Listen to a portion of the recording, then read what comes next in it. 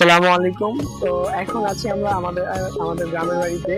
তো এখানে আমার এক কাকা, তো উনি হচ্ছেন তরুণ উদ্যোক্তা। তো উনি একটা হাঁসের খামার করছে, কিছু হাঁসের বাচ্চা উঠাইছে। তো তার মধ্যে দিয়ে তার খামারে তিনি আরো আগে থেকেই খামার করেন, কিন্তু এই হাঁসের প্রতি তার একটি অন্যরকম একটি আগ্রহ বা আকাঙ্ক্ষা থেকে তিনি এই কাজটা করেন। তো আমরা সকলে এখন কাকার সাথে কথা বলবো যে উনি কিভাবে এটা করছেন।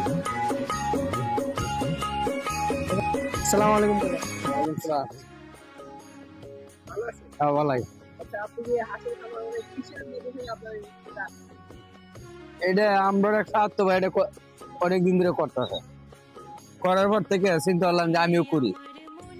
তা আমিও শুরু করে হইলা করছি, করার পরে একটু ভালো মনে হলি আর একটু বড় করছি। তো এটা করার পর মানে আপনি কেমন বুঝছেন একটা মানুষ মোটামুটি আলহামদুলিল্লাহ চলতে পারবো।